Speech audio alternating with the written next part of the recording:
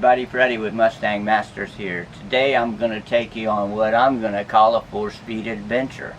After doing this for 35 plus years, I've touched all kind of trannies and I've sold them new and used, but today with the climate of what customers are looking for, we've went to rebuilt trannies only. You'll see a selection here before you that we've taken off to our local AMCO builder who has went through it, and together with our qualified technician that builds the shifters, we bring you a finished product. Whether you're talking about just the transmission or the complete conversions, we're able to help you. I'm going to start with this. It's a T10. Ford used the T10s early on, 63 to like 65. The Falcon version is moved to the front where the shifter, so it comes up through the floor correctly. Behind it I have what they call a Mustang T10. The Mustangs, in order to clear the dash, they move the shifter pattern all the way to the back of the transmission. You'll see it uses some different rods, and the location being where it is, you couldn't make the T10 for the Falcon fit in the Mustang or vice versa because the driver's positioning wouldn't be able to shift. Now we're going to move to your common Mustang top loader. Mid-year 65, Ford decided that the warranty problem with Borg-Warner on the T10s was getting out of hand, so they manufactured their own transmission just for the Mustang. They'd been using it in the performance models of the Galaxies and such for a lot of years, but making it specific for the Mustang is what happened, and it stayed all the way through 1973. The small blocks have a 1 16 input with about an inch long pilot bushing and a 25 or a 28, even a 31 spline output depending on application. So we are showing you the small block Mustang. I did it with a 65 and a 65 to 67 and a 68 handle because they all use the same transmission case. Right beside it here we've got the big block version. It has a shorter input on it, and they used a C7 tail shaft in order to make the shifter slide back because it was actually a converted Fairlane unit. Right beside it we're looking at the 69 big shaft. For the Cobra Jets and Boss 429s, they went ahead and gave it a stronger output, which is a 31 spine shaft, and a bigger 1 3/8 input, which you can see on the front here. That used a heavy duty clutch. That was used in this application only, other than the fact the Torinos, which I'll talk about later.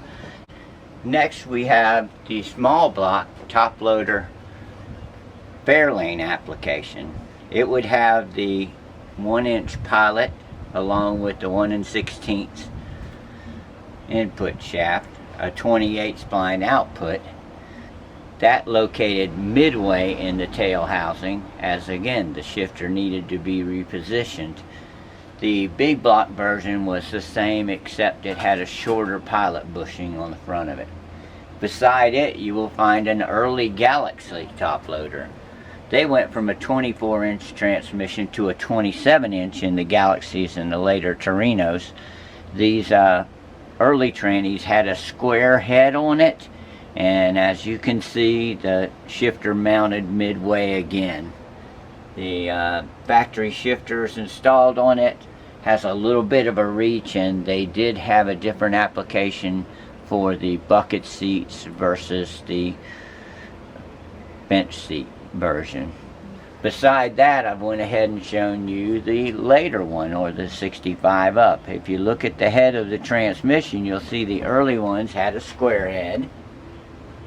The later ones had a wide pattern which fit both assemblies.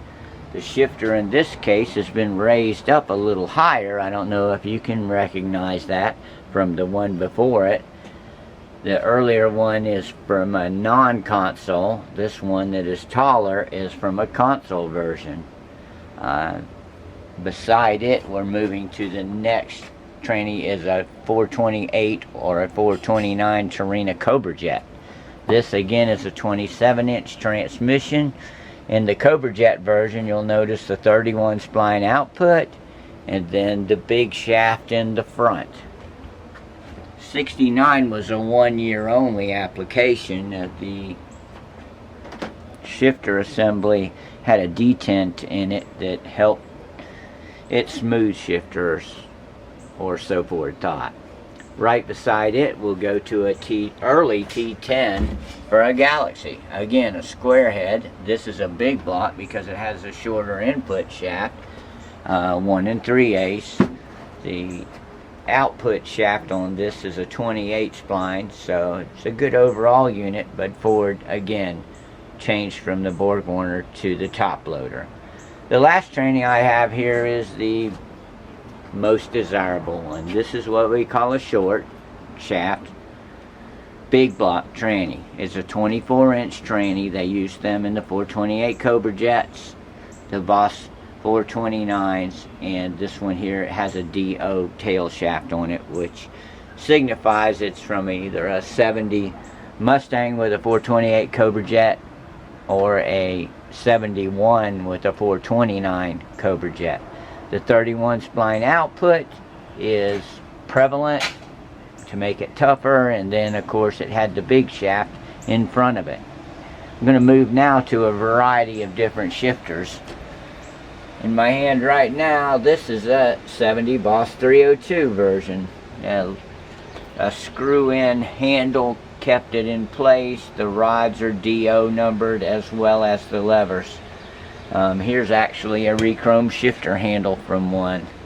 Beside it, I have a Galaxy top loader. Here is a Fairlane top loader. This is a Dagenham 4-speed, and then buried back here is your Mustang with a shifter handle to accent it. Okay, well, we have a wide variety of 4-speed shifters available at the factory, from the early ones to the later ones, which was a Hurst application. We even offer aftermarket Hurst ones for those that are looking for a value, better priced item. Should you have something you want to sell, trade in, or otherwise exchange, feel comfortable to give us a shout, 904-724-3927.